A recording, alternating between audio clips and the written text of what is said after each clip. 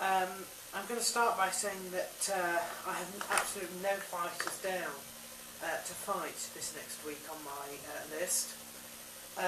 WEC has happened and my recap video is up. Might be worth a check out if you want to know how I feel about what happened with Jens Pulver and Javier Vazquez. Where else? Oh yes, it's my birthday this Wednesday, so I'm on holiday all this week. And I'm going to be going to different places and taking a few videos and stuff like that, so something to look forward to. Next weekend the British celebrate Mother's Day. I know it's different in the US, but we have Mother's Day this coming weekend. And it also happens to be my sister's birthday. Although she's born 2 years after than me, she's actually only born about 2 or 3 days after me in March. So we'll probably be going down to Lincoln, which was my hometown, and sort of celebrating down there with the whole family. Prayers, I've only got one prayer request. It is, as ever, that we are praying for Rob, who is my sister Rose's friend, who is out on deployment with the British forces in Afghanistan. He is a bomb disposal expert. He's been out there since Christmas. We have had word that he is okay and doing well at the moment, but no idea when he will be back, so we should be keeping him in our thoughts and prayers. And the only other thing to say is that there is an announcement. I need to say well done to somebody called Garen Shooter, who says that he has come 25th in some kind of nationwide shooting contest. I'm not quite sure exactly what that means. We don't use firearms in this country, so I have no idea. But he asked if he could brag about it on the forum, so I thought I'd mention it in my blog. Then it is for all the world to see. And that's really about it. By the start of 2002, which was halfway through my second academic year there, I had moved into a student house with a load of people after the first year in halls, and the house was beginning to fall apart.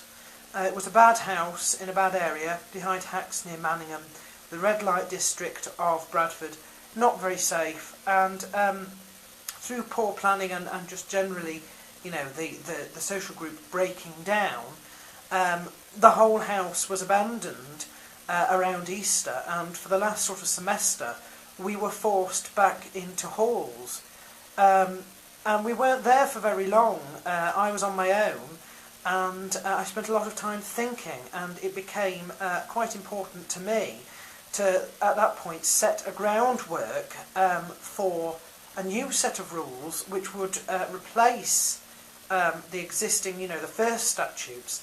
The second set of statutes are called the Bilton Protocol, and they were far more free.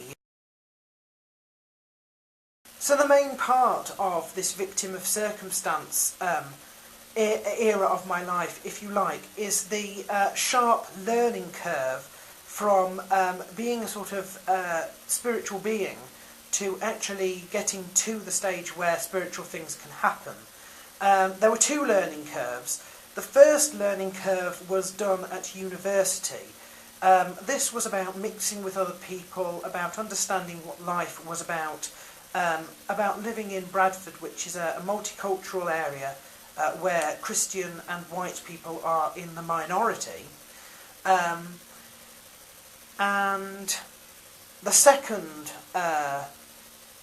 learning curve was at St Paul's Cathedral. It was about breaking the naivety of the church as an institution. So the vast majority of this time was used in countering or in reconciling my sexuality with my faith. Anyway, slowly things changed. In early 2001, I decided that I would. It was all right to tell my family, and it was all right to tell the people that I knew. that I was homosexual, but I was not practicing. And I felt at that point that if I didn't tell people that I was in some way lying to them, or that I was sort of being deceitful. And we tried a lot of things. We tried things like,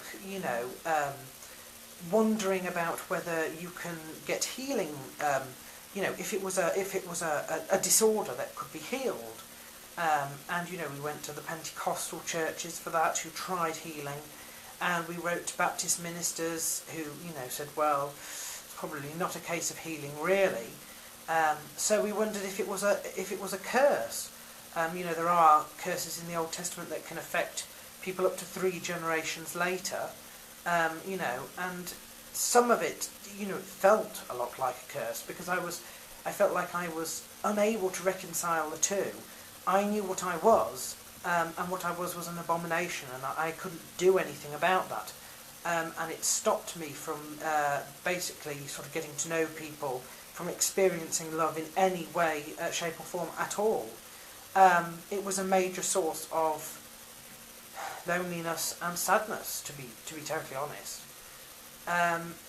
Eventually we found a Christian charity called True Freedom Trust, which we gave a go, but they ended up being very psychoanalytical, and me and my father went and we talked, and they said things like, oh well, the problem is that you didn't have a strong father figure when you were younger, which of course made relationships between me and my father even worse than they already had been, because then he felt like he was being blamed.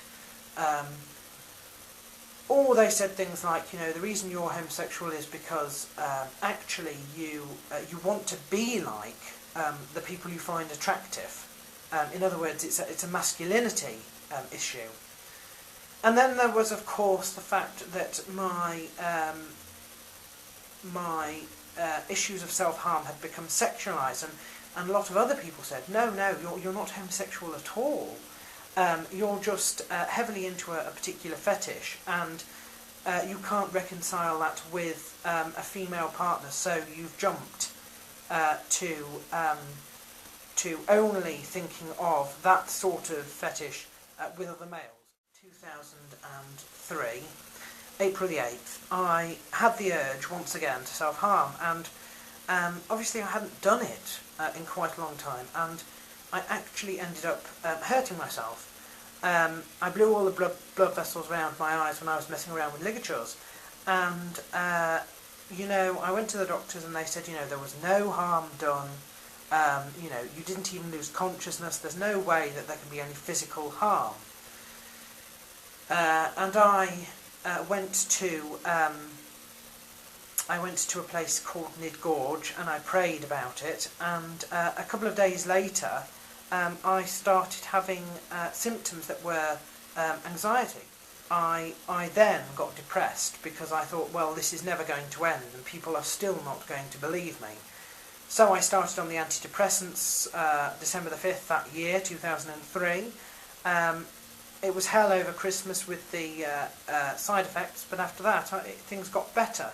During this time I thought, look, I'm feeling better, God has given me a second chance, and I put all the problems that I'd had down to the fact that I had pent up this homosexual problem for years, and finally it had burst open. And now I was given a second chance, and yes, that's when I started practicing, and I was on the scene for probably the majority of that year. And again, all seemed well for quite a considerable amount of time, but it wasn't going to stay.